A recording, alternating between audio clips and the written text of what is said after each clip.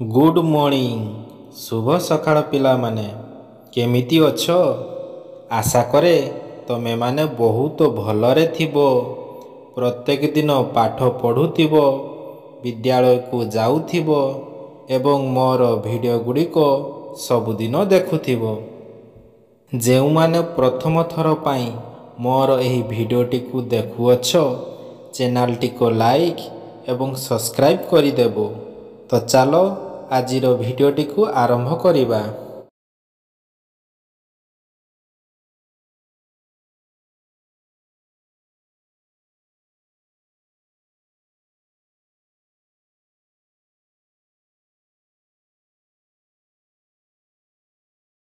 आमर चारि पाखरे थिबा जल स्थल ओ वायुमंडल को नहीं आमर परिवेश गढ़ा। एही परिवेशर परिच्छन्नता उपरे आमर शारीरिक स्वास्थ्य और मानसिक स्वास्थ्य निर्भर करे। परिवेश को सुरक्षित करिबा पई आमको आमे बसवास चलाबुला और काम करुथिबा स्थानर जल स्थल और वायु को परिष्कार परिच्छन्न रखिबा आवश्यक। कारण आमको मने रखिबा को हेबो जे सुस्थ परिवेश सुस्थ शरीर, असुस्थ परिवेश असुस्थ शरीर।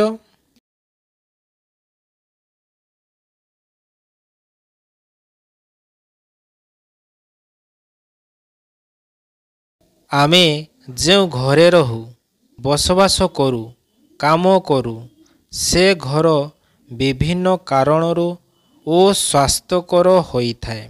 घरे नानादी अदरकारी जिनिस रहिले घरर जिनिस पत्र को ठीक भावे सजाड़ी न रखिले, घरर कांथ चट्टाण छात को नियमित परिष्कार न कले, घरु बाहरु थिबा ओलिया आवर्जना को घर पाखरे एणे तेणे फोपाड़ी देले घरर परिवेश दूषित हुए।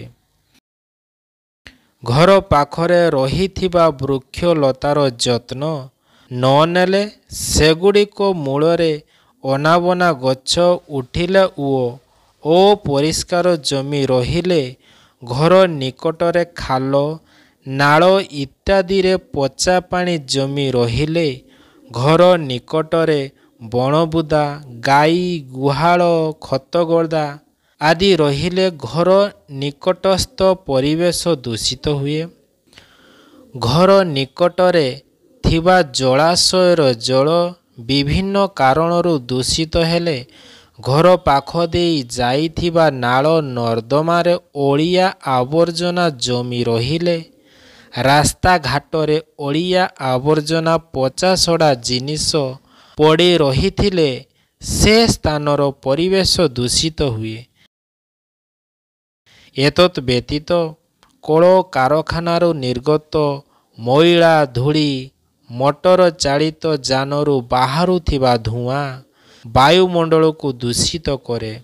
मोट उपरे आमर परिवेश रे जे कोनोसी गोटिए अंश जदि दूषित हुए तेबे सारा परिवेश दूषित हेबो, एथिरे संदेह नाही।